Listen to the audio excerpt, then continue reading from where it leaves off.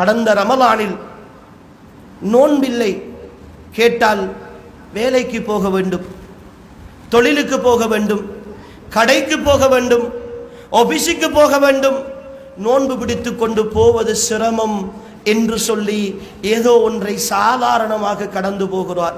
எத்தனையோ சகோதரர்களை பார்க்கிறோமே. உலகத்தின் சம்பாத்தியம். உறவுகளே, உலகத்தை சம்பாதிக்க கூடாது என்பதல்ல இலக்கு, அல்லாஹுவை இழந்து சம்பாதித்து விடக்கூடாது. சகோதரர்களே, நீங்கள் நோன்பில்லாமல் சம்பாதித்தீர்கள், நோன்பில்லாமல் கடைவிலே இருந்தீர்கள், நோன்பில்லாமல் கடலுக்கு போனீர்கள், நோன்பில்லாமல் தொழில் செய்தீர்கள், நோன்பில்லாமல் எல்லா விஷயங்களிலும் ஈடுபட்டீர்கள். உங்களுடைய எல்லா பிரச்சனைகளும் தீர்ந்து விட்டதா? எல்லா சிக்கல்களும் தீர்ந்து விட்டதா? அல்லாஹ்விடத்தில் இனி உங்களுக்கு எந்த தேவையும் வரமாட்டாதா? அல்லாஹ்விடத்தில் கையேந்துகிற அவசியமே இருக்க மாட்டாதா?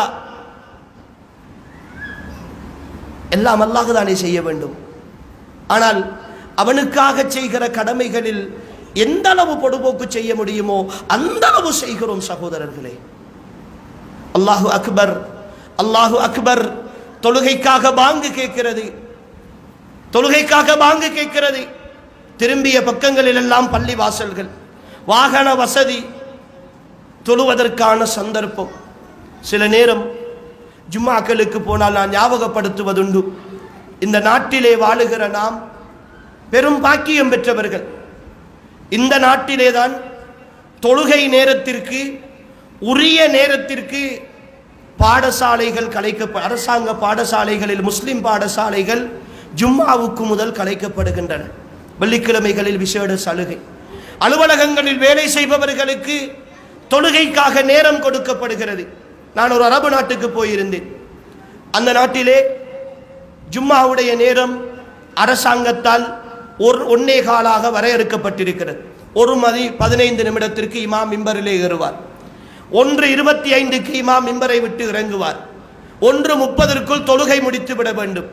இந்த நேரத்தில் வேலைக்கு போபவர்கள் அவர்களுக்குரிய லஞ்ச் டைம், பகல் சாப்பாட்டுக்குரிய நேரம் 1 மணியிலே இருந்து 2 மணி வரைக்கும்.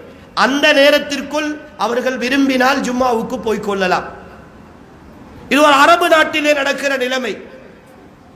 ஆனால் இந்த நாட்டில் எங்களுக்கென்று சில சலுகைகள் தரப்பட்ட பொழுதும் கூட ஜும்மாவுக்கு இமாம் மிம்பரில் ஏறி 12 மணி தாண்டி 12:30 மணி தாண்டி தொழுவிக்கிற நேரம் கடைசி சப்பிலே நின்று தொழுதுவிட்டு போகிற மனோநிலையோடு இருக்கிற நாம் அல்லாஹுடைய விஷயத்தில் எப்போது மாறப்போகிறோம்? அல்லாஹுடைய விஷயத்தில் எப்போது மாறப்போகிறோம்?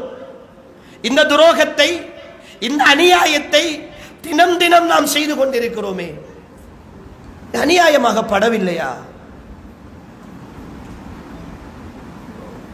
பாங்கு சொன்னவுடன் தொழ வர வேண்டும் என்ற உணர்வு எனக்கு இல்லை என்றால் ஒருவேளை மாற்றி யோசித்து பார்ப்போம். அன்புக்குரியவர்களே, ஒரு நேர தொழுகை வேண்டுமென்றே நான் விட்டால் அல்லாஹ் எனக்கு தந்திருக்கிற ஏதோ ஒரு அருளில் அந்த நிமிடம் அல்லாஹ் எனக்கு அதை காட்டுவது என்பது அல்லாஹ்வுடைய நியதியாக இருந்தால்,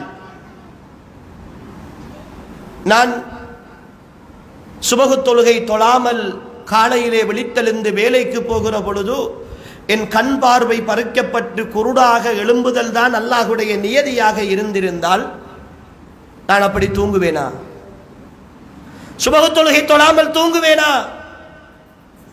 அல்லாஹ்வுடைய அருள், அவன் என் மீது கொண்டிருக்கிற அன்பு, என் மீது கொண்டிருக்கிற இரக்கம், வாய்ப்புகளையும் சந்தர்ப்பங்களையும் மீண்டும் மீண்டும் தந்து கொண்டிருக்கிறான் என்பதற்காக அல்லாஹ்வை ஏமாளியாக நினைத்துக் கொண்டிருக்கிறோமா? வலா தஹ்சபன்னல்லாஹ காஃபிலன் அம்மா யஅமலுல் ஸாலிமூன் இன்னமா யுஅখিরুஹும் லியௌமின் தஷ்கஸு ஃபீஹில் அப்ஸார். நீங்கள் செய்கிற அநியாயங்களை எல்லாம் பார்த்தும் பார்க்காமல் கவனஹீனமாக இருக்கிறான் என்று அல்லாஹ்வை பற்றி நீங்கள் நினைத்து விடாதீர்கள். உங்களுடைய பார்வைகளை ஈர்த்து கொள்ளுகிற ஒரு நாளுக்காக அவன் பிற்படுத்தி வைத்திருக்கிறான் என்று அல்லாஹ் சொல்லுகிறான். பிடிப்பான் சகோதரர்களே, பிடிப்பான். அல்லாஹ்வுடைய விஷயத்தில் மிக கவனமாக இருக்க வேண்டும்.